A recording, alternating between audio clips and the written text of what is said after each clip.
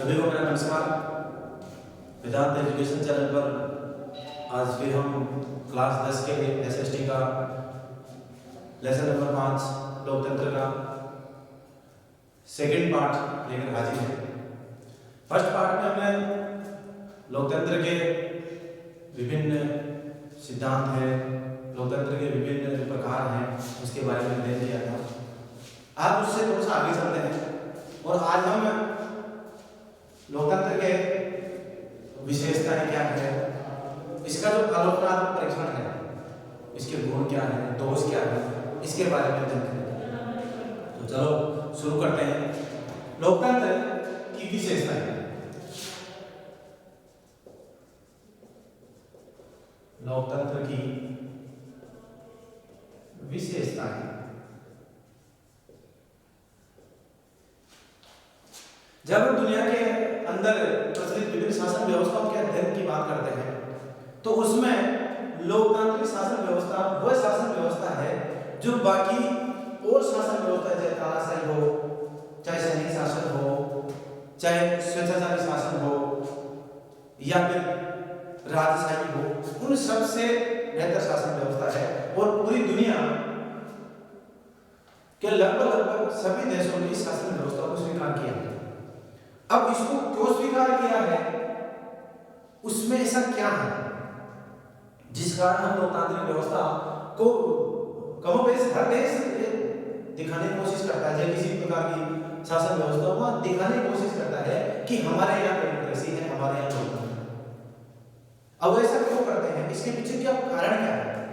उसके पीछे का कारण है इस लोकतंत्र के अंदर मौजूद वो विशेषताएं जिसके कारण प्रत्येक जो सरकार चाहे ना चाहे लेकिन आम जो जनता है वो चाहती है कि हमारे यहाँ जो शासन का जो ढंग है, शासन का जो प्रकार है वो लोकतंत्र हो।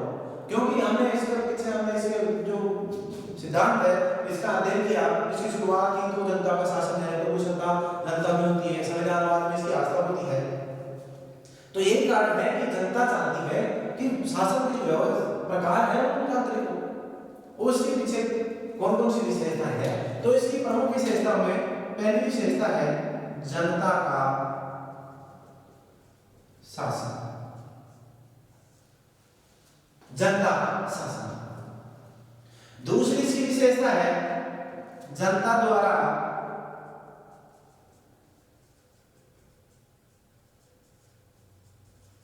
निर्मित शासन। तीसरी इसकी विशेषता है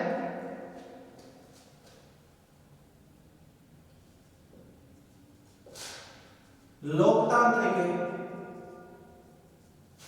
शासन।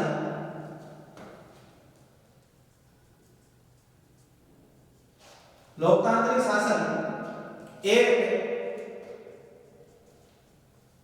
साधन है, साध्य नहीं। लोकतांत्रिक एक शासन है, साध्य नहीं है, साधन है, साध्य नहीं है। नंबर 4, ये जनता के प्रति उत्तरदायी शासन है।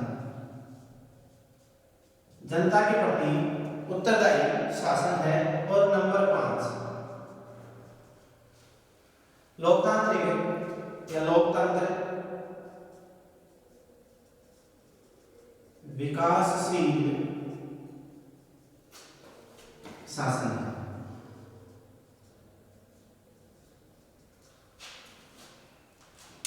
ये जनता का शासन है, जनता द्वारा निर्मित शासन है, साधन है, साध्य नहीं है। इसके बारे में अध्ययन कर लिया है। जनता के प्रति उत्तरदायी शासन और लोकतंत्र विकासशील शासन कैसे है? जनता का शासन का मतलब क्या हुआ कि इसका जो शासन का जो निर्माण है वो जनता करती है। और जैसे भारतीय संविधान में लिखा है हम भारत के लोग, हम भारत के लोग, इसमें जनता जो है वो स्वयं को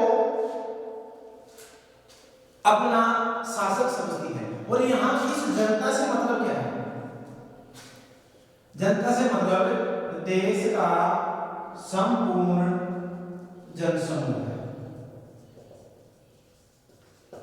संपूर्ण जनसमूह मतलब वो सारा जनसमूह जो उस संबंधित देश में निवास कर रहा है। भारत की बात करें तो भारत में भारत की जो संपूर्ण जनता है उसका शासन है।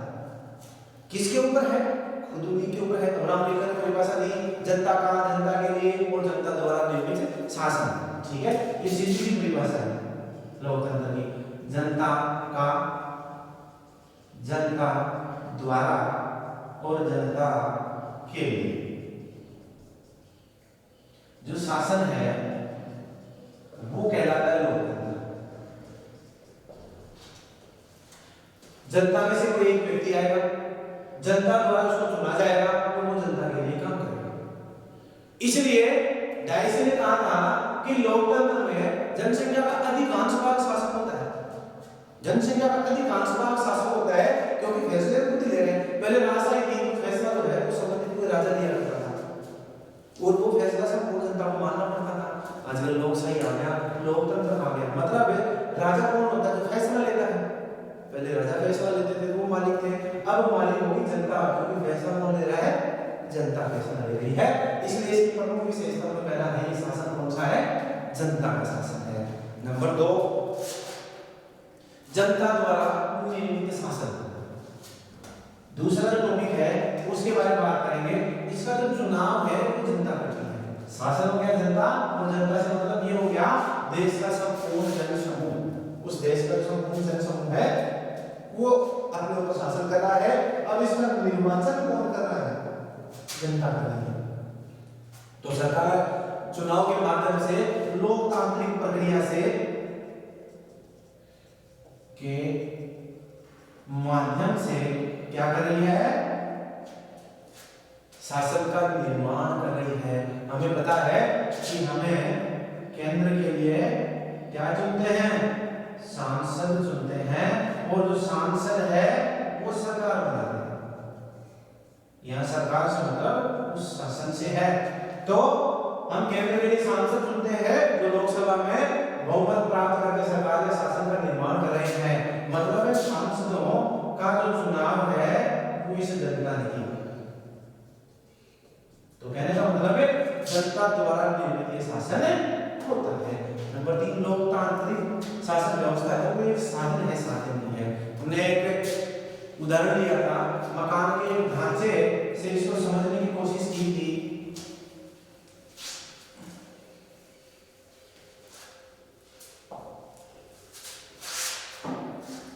लोकतांत्रिक शासन व्यवस्था एक साधन है, साधन नहीं। अब काय का साधन है? साधन क्या है? मतलब इसके माध्यम से हम क्या क्या प्राप्त करते हैं? हम अपनी स्वतंत्रता, हम अपनी योग्यता का विकास करते हैं। इसके माध्यम से अपने व्यक्तित्व का, तो लोकतांत्रिक शासन व्यवस्था प्रत्येक व्यक्ति की स्वतंत्रता, योग्यता और व्यक्तित्व के विकास में सहायता करने का एक साधन है। तो साध्य क्या हो गया? साध्य हो गए ये, और इसका साधन क्या हो गया? लोकतंत्र। कि लोकतंत्र के माध्यम से व्यक्ति स्वतंत्रता प्राप्त कर सकता है, समानता प्राप्त कर सकता है, अपनी योग्यता का विकास कर सकता है, अपने व्यक्तित्व का विकास कर सकता है। तो साधन हो गए ये, और साध्य हो गया इनका लोकतंत्र। जरिया या माध्यम हो गया लोकतंत्र। क्योंकि बाकी और शासन व्यवस्थाएं हैं वहां पर हम उस प्रकार की स्वतंत्रता का उपभोग नहीं कर सकते। हम जो चाहते हैं वो नहीं कर सकते हैं, और हमारे अंदर क्या क्या योग्यताएं हैं उनका विस्तार या विकास नहीं कर सकते। इसलिए लोकतांत्रिक शासन व्यवस्था साधन है इन साध्यों को प्राप्त करने का। नेक्स्ट है जनता के प्रति उत्तरदायी शासन। जनता के प्रति उत्तरदायी शासन से क्या मतलब हुआ? कि मतलब है यहां शासन का चुनाव भी जनता करती है, शासन का चुनाव भी जनता करती है, उनके ऊपर नियंत्रण भी जनता करती है, और उसको हटाने का काम भी जनता ही करती है। अगर शासन या सरकार जनता की अपेक्षा और आकांक्षाओं को खरा नहीं करता है तो जनता उसको आगामी 5 साल या आगामी टेन्योर में उसको अपदस्थ कर सकती है। इसलिए प्रत्येक शासन व्यवस्था जो है वो जनता की आकांक्षाओं या अपेक्षाओं को उल्लंघन नहीं कर सकती है। वो पूरा का पूरा शासन जो है वो जनता से नियंत्रित होता है, जनता से ही नियंत्रित होता है। अगर कोई जनता की बात नहीं मानता है, जनता की अपेक्षाओं को पूरा नहीं करता है तो आगामी चुनाव में उसको जनता हटा सकती है और अपदस्थ कर सकती है। लोकतंत्र विकासशील साधन है। 5वां टॉपिक है लोकतंत्र विकासशील साधन है।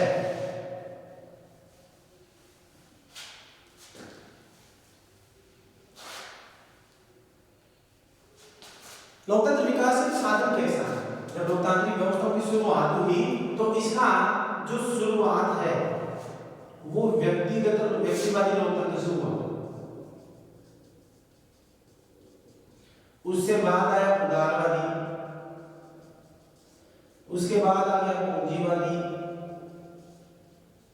और अब आ गया लोक कल्याणकारी।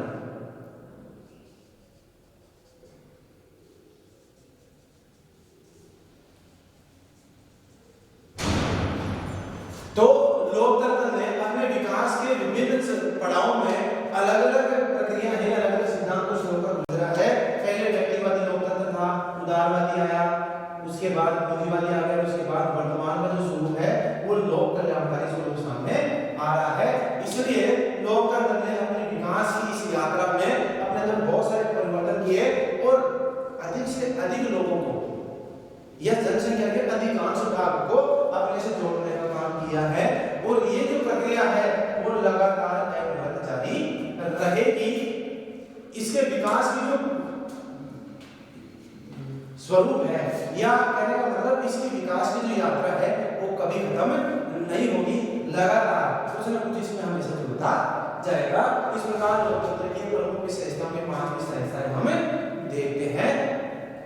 पहली है जनता का शासन, दूसरा जनता द्वारा नियुक्त शासन, तीसरा लोकतांत्रिक शासन व्यवस्था एक साधन है व्यक्तित्व के विकास का, समानता और स्वतंत्रता को प्राप्त करने का, जनता के प्रति उत्तरदायी शासन है क्योंकि जनता ही शासन का चुनाव करती है, नियंत्रित करती है, उसे हटा सकती है और विकासशील साधन है जिसने लगातार अपने विकास की यात्रा में अपने स्वरूप में परिवर्तन किया है। तो ये विशेषण कंप्लीट होती है। आप नोट डाउन करो।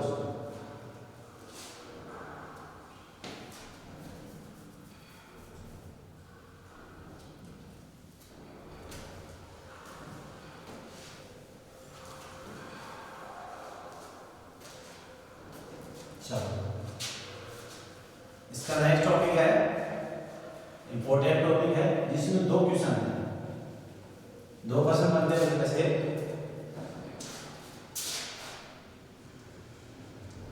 लोकतंत्र का आलोचनात्मक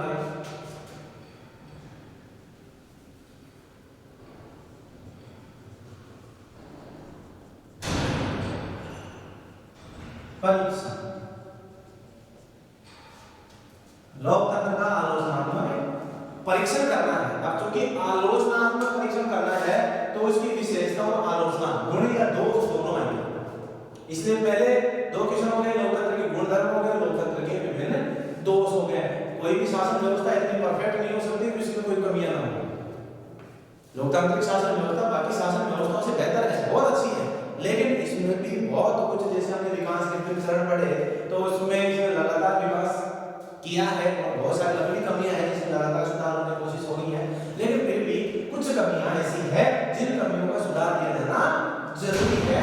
इसलिए आलोचनात्मक परीक्षण में हम 2 प्रकार से इसका अध्ययन करेंगे, एक इसके गुण और दूसरा इसका दोष। एक गुण हो गया और दूसरा इसका दोष हो गया।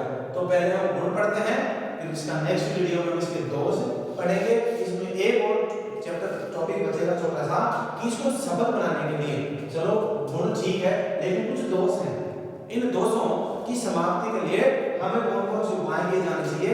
तो इसके बाद इसका एक और टॉपिक बचेगा लोकतंत्र को सफल बनाने के लिए आवश्यक जो परिस्थितियां हैं वो क्या है, तो उसका अध्ययन हम एक टॉपिक और ले रहा है, उसका इसके इन दोनों के अलावा टॉपिक है और ले रहा है। तो आज हम केवल गुण पढ़ते हैं, नेक्स्ट वीडियो में दोष और आवश्यक जो परिस्थितियां हैं वो हम अध्ययन करेंगे। तो आज हम पढ़ लेते हैं पहले इसके गुण।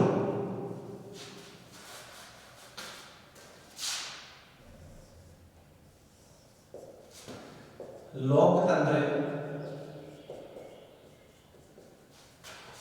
या लोकतांत्रिक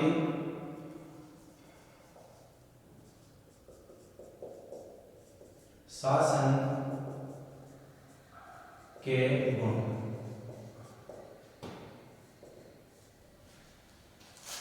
अब अभी जैसे हमने विशेषताएं पढ़ी और अब हम पढ़ रहे हैं गुण, तो विशेषताओं और गुणों में कोई खास फर्क नहीं है, डिफरेंशिएट आता है, लेकिन क्या गुण है और इनमें ही इनके दोषों की गणना करेंगे, क्योंकि बहुत बार हम अपेक्षित गुणों के बारे में बात करते हैं, क्योंकि लोकतंत्र का जैसे हमने पढ़ा कि वो साधन है, साध्य नहीं है।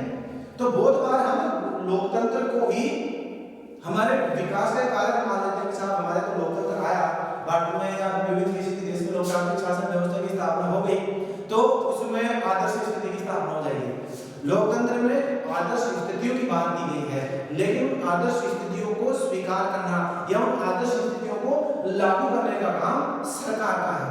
अब सरकार या शासन उन कौन कौन सी जो परिस्थितियां हैं या कौन कौन से सिद्धांत है उसको लागू कर लेता है, वो उसी के ऊपर निर्भर करता है कि लोकतंत्र कितना सफल है। तो इसके क्या क्या गुण है, ये इसके गुण है कि भाई ये चीजें तो आप लोकतांत्रिक शासन व्यवस्था को अपनाओगे तो ये तो मिलेगा, ये चीजें तो इसके अंदर है। तो पहला है सार्वजनिक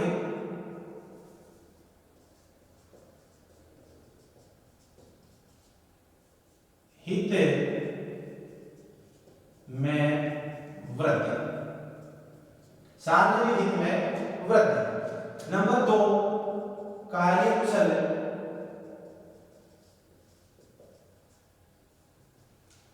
शासन,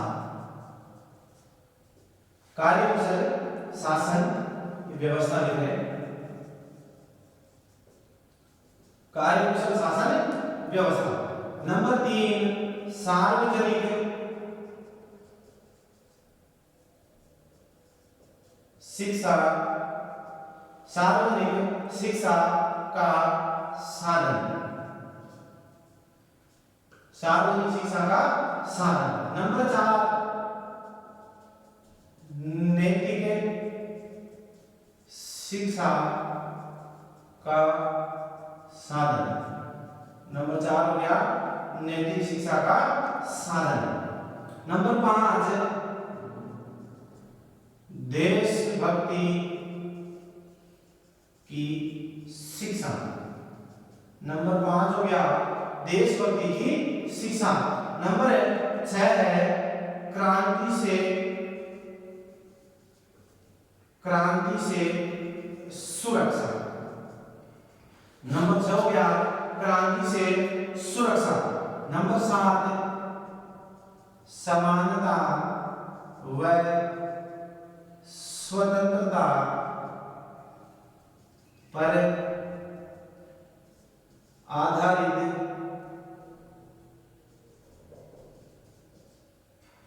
शासन, समानता व स्वतंत्रता पर आधारित शासन। नंबर 8 स्वतंत्र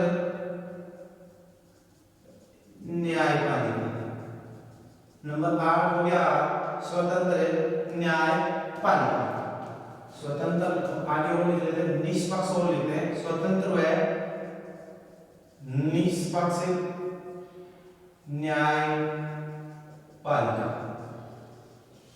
स्वतंत्र और निष्पक्ष न्यायपालिका। नंबर 9 है कला साहित्य, कला साहित्य संस्कृति, कला साहित्य संस्कृति व विज्ञान, कला साहित्य संस्कृति व विज्ञान की प्रगति सहायक, की प्रगति में सहायक, कला साहित्य विज्ञान की प्रगति में सहायक। नंबर 10 है संविधान वाद में विश्वास, संविधानवाद में विश्वास, यहां लिख लो आस्था, लिख लो आस्था, संविधानवाद में विश्वास या आस्था। नंबर 11 शक्तिशाली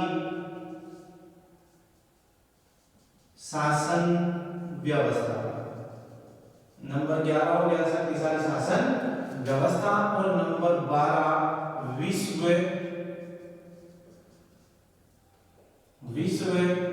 शांति का समर्थक, विश्व शांति का समर्थक। इस प्रकार ये 12 इसके विभिन्न जो गुणधर्म है उसका हम अध्ययन करेंगे। पहला है सार्वजनिक हित में वृद्धि, दूसरा कार्य पुस्तक शासन, तीसरा सार्वजनिक शिक्षा का साधन, चौथा है नैतिक शिक्षा का साधन, देशभक्ति की शिक्षा, क्रांति से सुरक्षा, समानता और स्वतंत्रता में आधारित शासन, स्वतंत्र निष्पक्ष न्यायपालिका, कला साहित्य विज्ञान आदि के क्षेत्र में प्रगति है, विकास है, उसमें सहायक संविधानवाद व्यवस्था, शक्तिशाली शासन व्यवस्था और विश्व शांति का समर्थन। ये कुछ ऐसे सिद्धांत है, ये ऐसे कुछ गुण है जो प्रत्येक देश के लोग या प्रत्येक लोकतांत्रिक व्यवस्था में प्राप्त होते हैं। अब ये निर्भर करता है वहां की सरकार या शासन के ऊपर कि वो इनमें से किन को अपने लागू करवा पाता है और अपने अंदर किस प्रकार की जो शासन व्यवस्था उसको इंप्लीमेंट या उसको वो मजबूत कर पाता है। तो अब इसके हम एक एक जो टॉपिक है उसका अध्ययन कर लेते हैं। नंबर 1 सार्वजनिक हित में वृद्धि। सार्वजनिक हित में वृद्धि कैसे है? क्योंकि पहले लोकशाही नहीं हुआ करती थी, उस समय राजशाही थी, तो उस समय जो हित हुआ करते थे, हित का मतलब जो लाभ हुआ करते थे या जो फायदे थे वो व्यक्ति विशेष के हुआ करते थे और वो व्यक्ति विशेष के लाभों के आधार पर ही शासन व्यवस्था या नीतियों का निर्माण करता था। इसको एक सीधे से एग्जांपल से समझाता हूं। जैसे ये कोई क्लास है, ये मान लो 10th है, ये 11th है और ये 12th है, या दो ही मान लेते हैं, कोई 11th मानते हैं, 10th मानते हैं। ये कोई क नियम बनाना चाहते हैं और ये कोई ख नियम बनाना चाहते हैं।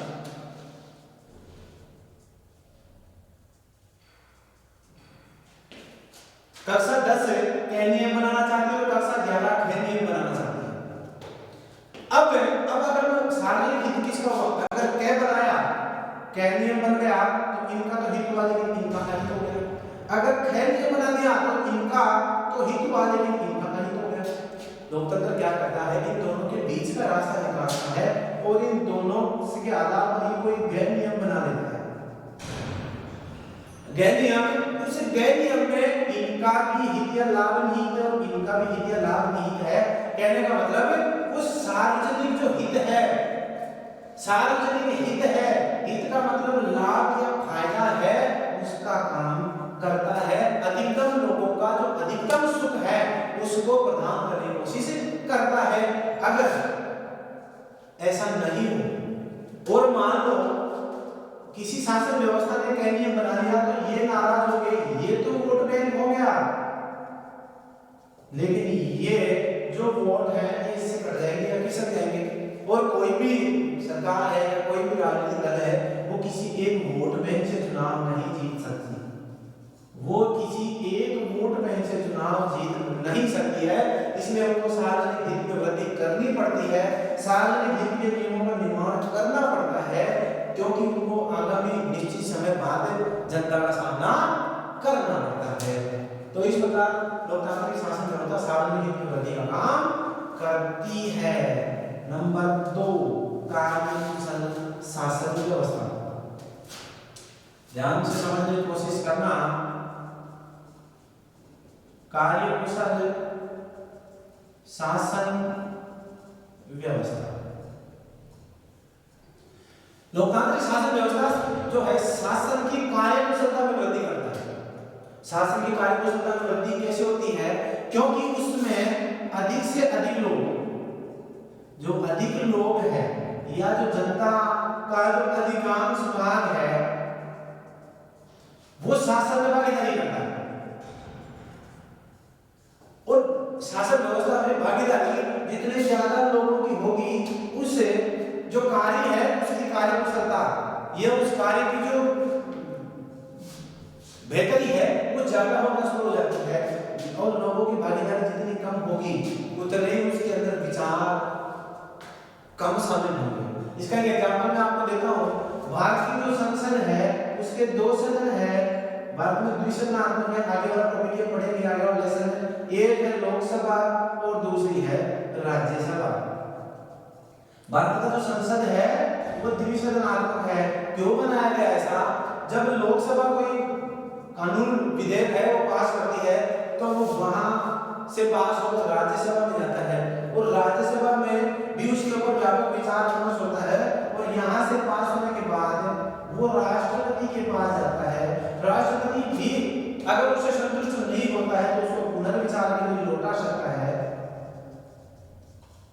और फिर इसके ऊपर चर्चा होती है। कहने का मतलब है किसी भी कार्य को करने से पहले अधिकतम लोगों का सुख या अधिकतम लोगों का जो साथ है वो प्राप्त करना पड़ता है। इस कारण लोकतांत्रिक शासन व्यवस्था कार्यकुशल शासन व्यवस्था है। अब है सार्वजनिक शिक्षा का साधन। सार्वजनिक हित और सार्वजनिक शिक्षा दोनों एक सिक्के के दो पहलू हैं। सार्वजनिक शिक्षा का साधन, जैसे अभी हमने कहा कि जैसे राजशाही हो तो जो फैसले हैं वो कौन लेगा? राजा लेगा। और जनता क्या करती है? जनता केवल दर्शक होती है।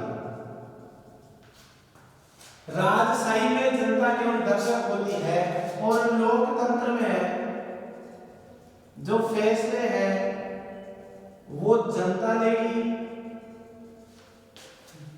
फैसले जनता लेती है और जितनी ज्यादा जनता का जुड़ाव फैसलों में होता है उतनी ही उनका जो अनुभव है, ज्ञान है शासन के प्रति, सरकार के प्रति, नीतियों के प्रति वो बढ़ता है।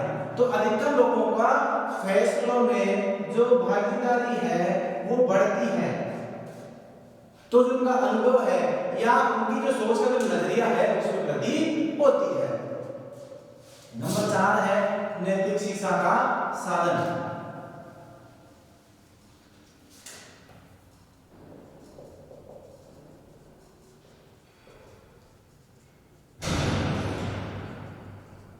नैतिक शिक्षा का साधन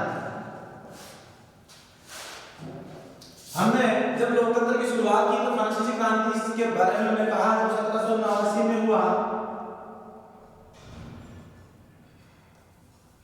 सीधा लेते हैं फ्रांसीसी क्रांति की बारे में बात करते तो इसका एक नारा था बंधुत्व व भाईचारा। बंधुत्व और भाईचारे की जगह पे बात की तो बंधुत्व और भाईचारा और उससे एक सिद्धांत पैदा हुआ समता का सिद्धांत।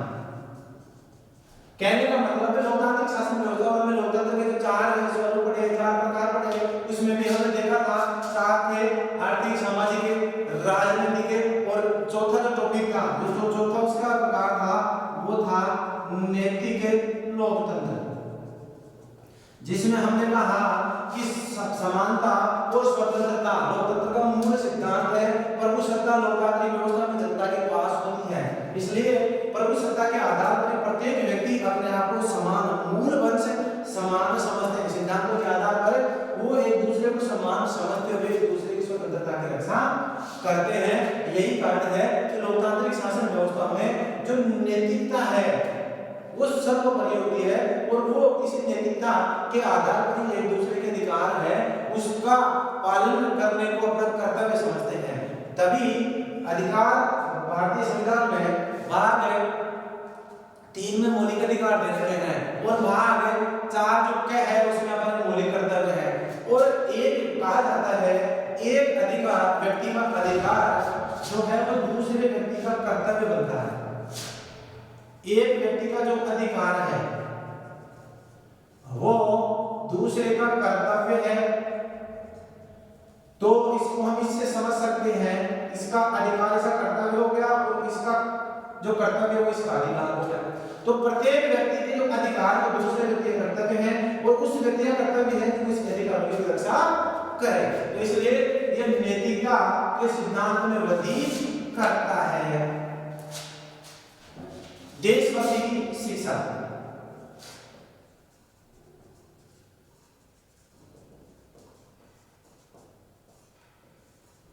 देशभक्ति की शिक्षा जैसे हम इसको कोई राजशाही से समझते हैं। पहले क्या हुआ करता था पर्टिकुलर आप सीधा ही लगाते हैं। जैसे मान लो ये कोई एक राज्य है और इस राज्य में शासन व्यवस्था है राजशाही। राजशाही का मतलब कोई एक राजा है जिसका इसके ऊपर शासन है। ए राजा है जिसके ऊपर शासन है और बाकी इसमें जनता है।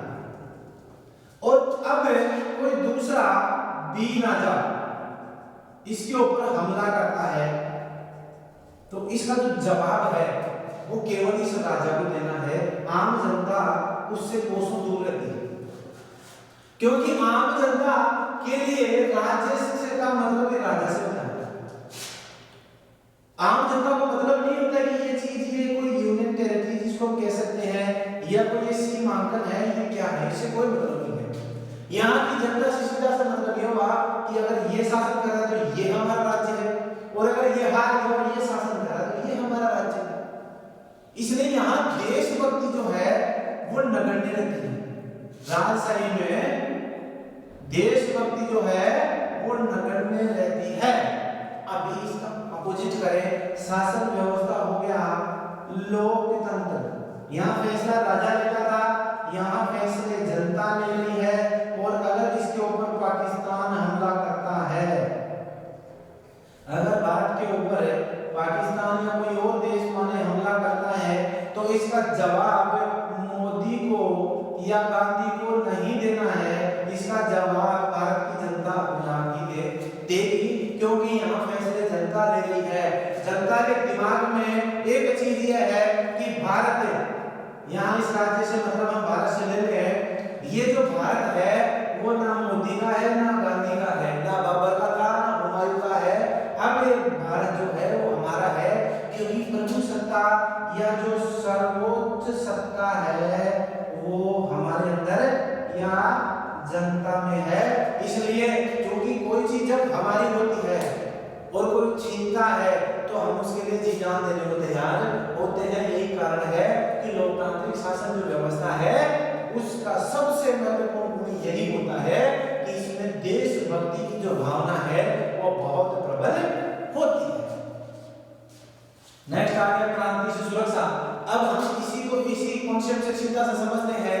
पहले राजशाही थी तो क्रांतियां हुआ करती थी, ये राजा आ गया, फिर ये इधर वाला कोई राजा है इसने हमला कर दिया, फिर कोई इधर वाला राजा इसने हमला कर दिया, या इस राजा ने इस इलाके के लोगों के लिए कोई कानून बनाया तो ये नाराज होते थे और अगर इनको अपेक्षित कर दिया तो ये नाराज होते थे। अब चूंकि हमने देखा सार्वजनिक हित का काम किया जाता है इसलिए जो क्रांति वाला कॉन्सेप्ट है, जो क्रांति वाला सिद्धांत है वो अपने आप ही काम में हो जाता है। जो क्रांतियां है उसे अपने आप देश सुरक्षित हो जाता है। नेक्स्ट टॉपिक समानता और स्वतंत्रता। हमने नैतिक शिक्षा के साधन में पढ़ा कि समानता और स्वतंत्रता लोकतंत्र का आधार स्तंभ होता है। और हमने इसकी शुरुआत में पढ़ा था कि समानता के आंगन में ही स्वतंत्रता रूपी जो पौधा है, पौधा फूलता है या फलता है। जहां समानता है वही स्वतंत्रता है। और क्योंकि लोकतांत्रिक शासन व्यवस्था में जब भी संविधानों का निर्माण किया जाता है तो वहां जो अधिकार है तैयार किया जाता है और उस घोषणा प्रत्येक देश में उस घोषणा पत्र में समानता और जो स्वतंत्रता है उसको आदर्श के तौर पर स्वीकार किया जाता है। तो लोकतांत्रिक शासन व्यवस्था में चूंकि जनता प्रधान होती है, इसलिए जनता प्रधान होती है और जनता से मतलब उस देश के उस जन समूह से लिया जाता है।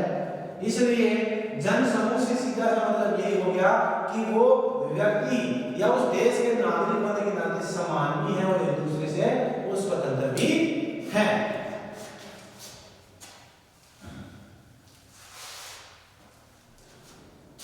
अब नेक्स्ट टॉपिक है स्वतंत्र और निष्पक्ष न्यायपालिका। इसको समझने के लिए हम इस टॉपिक को लेते हैं। पहले संविधान में विश्वास या आस्था जब भी लोकतांत्रिक शासन व्यवस्था का गठन या स्वीकार किया जाता है तो सबसे पहले जो प्रथम कड़ी है, जो प्रथम कार्य है वो किया जाता है उस देश के लिए एक संविधान का निर्माण किया जाता है।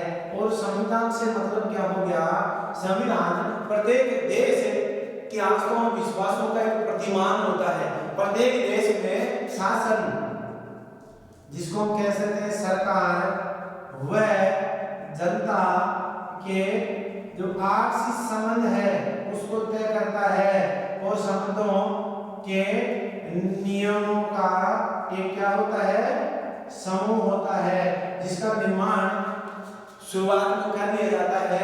भारत 1947 में आजाद हुआ और 1950 में हमने एक संविधान बनाकर उसको लागू कर दिया, जिसके आधार पर सरकार का निर्माण किया जाता है और जनता लोकतांत्रिक व्यवस्थाओं के माध्यम से अपनी प्रभुसत्ता का इस्तेमाल करती है। तो इसलिए लोकतांत्रिक व्यवस्थाओं का सबसे महत्वपूर्ण गुणों में से एक है संविधानवाद में आस्था। और यही जो संविधान है वो कहता है कि जनता और सरकार के आपसी संबंधों को तय करने के लिए या उनकी जो संविधान की व्याख्या करने के लिए एक क्या होगी, न्यायपालिका होगी जो कि उन संबंधों को तय करेगी। तो नियम कानूनों को लागू करने वालों को दंडित करने का तो दंड संविधान की व्याख्या करने के लिए प्रत्येक लोकतांत्रिक शासन व्यवस्था में एक स्वतंत्र और निष्पक्ष न्यायपालिका की स्थापना की जाती है, ताकि जिस व्यक्ति के जो अधिकार हैं उनका अगर हनन होता है तो उसके लिए वो न्यायपालिका उसको लागू करवा सके और हनन करने वालों को दंड दे सके। नेक्स्ट दो टॉपिक और बच रहे हैं, कला और साहित्य और विज्ञान में प्रगति में सहायक। जैसे हमने देखा कि लोकतंत्र एक साधन है, लोकतंत्र साधन है किसका, व्यक्तित्व के विकास रूपी साध्य का। तो ये साध्य का साधन हो गया लोकतंत्र। तो प्रत्येक व्यक्ति जो चाहता है वो करे, पर किस क्षेत्र में जाना चाहता है, क्या करना चाहता है, तो प्रत्येक व्यक्ति अपना जो सर्वांगीण विकास है, प्रत्येक व्यक्ति अपना सर्वांगीण विकास कर सकता है। कला के क्षेत्र में जाए, साहित्य के क्षेत्र में जाए, खेल के क्षेत्र में जाए, विज्ञान के क्षेत्र में पर्याप्त प्रगति हो, उसके लिए उसको वो माहौल मिले, उसको वो परिस्थितियां प्राप्त हो और वो परिस्थितियां वो माहौल केवल लोकतांत्रिक शासन व्यवस्था में ही हो सकता है। नेक्स्ट अपना टॉपिक बच रहा है लास्ट का, विश्व शांति का समर्थक है, क्योंकि हमने एक टॉपिक पढ़ा यहाँ क्रांतियों से सुरक्षा। और विश्व शांति से मतलब जैसे हम भारत के संविधान की लोकतंत्र, भारतीय लोकतंत्र की ही बात करते हैं, तो भारत का लोकतंत्र का जो अनुच्छेद 51 है वो क्या कहता है, वो ये कहता है कि हम प्रत्येक देश की संप्रभुता की रक्षा करेंगे, माने या तो निर्देश तत्वों की बात बताई गई है। और हमारा एक सिद्धांत है वसुधैव कुटुंबकम। वसुधैव कुटुंबकम मतलब पूरी वसुधा जो धरती है वो एक कुटुंब, एक परिवार है।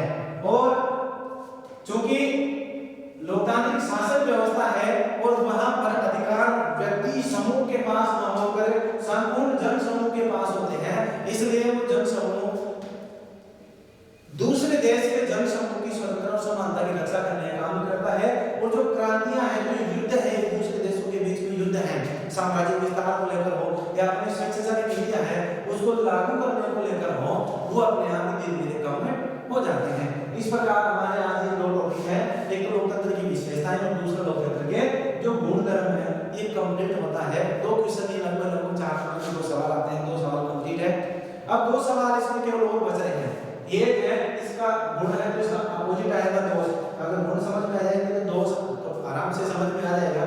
और एक इन गुणों और दोषों के बीच में जो गुंजाइश रहनी लोकतंत्र के विकास के लिए, जैसे हमने बात की कि कौन-कौन सी ऐसी परिस्थितियां हैं जिसके कारण से हम लोकतंत्र की जो अवगुण है, जो दोष है, उसका निस्तारण कर सकते हैं, उसके बारे में अध्ययन करेंगे। तो ये अध्ययन हमारा जो इस लेसन का जो थर्ड और लास्ट जो वीडियो है उसमें अध्ययन करेंगे नेक्स्ट क्लास में। तो इस प्रकार ये हमारा जो लेसन है वो लगभग एक वीडियो में कंप्लीट हो जाएगा। उम्मीद है आप इसका अच्छे से अध्ययन करेंगे, इनका अच्छे से नोट्स बनाएं, उनको अध्ययन करें। फिर भी अगर नहीं समझ में आ रहा तो आप मेरे से पर्सनली बातचीत करके हम इसका सॉर्ट आउट है वो करेंगे। ठीक है। जय हिंद, जय भारत, जय भारत।